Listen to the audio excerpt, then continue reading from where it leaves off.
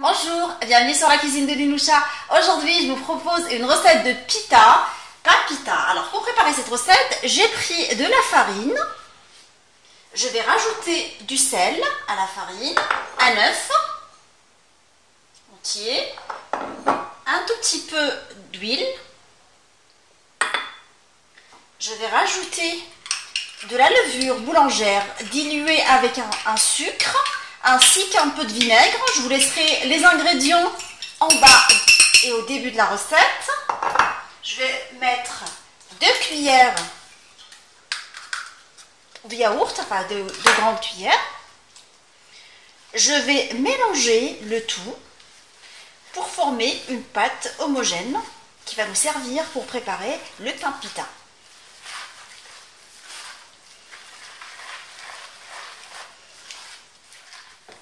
Une fois que j'ai ramassé la pâte, je vais la travailler avec de l'eau.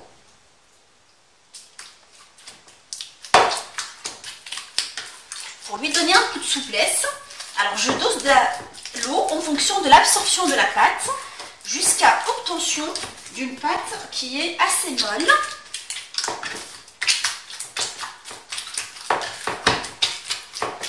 Je la rose régulièrement et je la travaille en même temps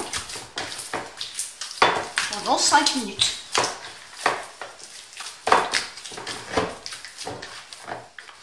Une fois que j'ai obtenu une pâte assez souple et collante, en la rosant régulièrement, je vais aplatir sur un plan de travail fariné des boules de pita en fait. Je vais former des boules de pita.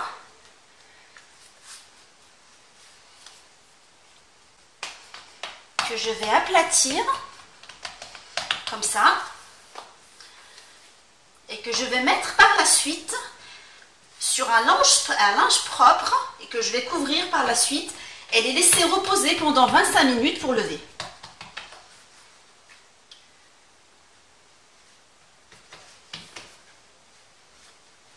Et je continue à faire jusqu'à ce que je finisse toutes les pains pita. Alors nous allons cuire mes pains pita. Alors ils ont bien levé pendant 25 minutes. Je vais les mettre sur une poêle anti-adhésif bien chaude en les retournant de temps à autre. Alors la cuisson dure 10 à 8 minutes en retournant le pain de temps à autre sur les deux côtés. Là il est en train de lever. Je vais le laisser cuire. Je le retourne dans un premier temps. Et je continue à le retourner des deux côtés jusqu'à l'obtention d'une cuisson uniforme. Une fois qu'il a cuit correctement sur les deux côtés, je vais le mettre à cuire sur ces côtés-là en fait.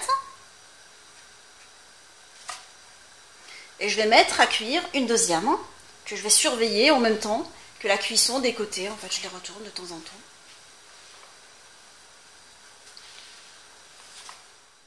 Mes pains pita sont maintenant prêts. Servez-les soit en accompagnement de mezze, soit farcis avec des brochettes ou autre chose. Je vous souhaite un bon appétit et on se retrouve sur la cuisine de Linoucha avec des nouvelles recettes et des nouvelles gourmandises. Et à bientôt.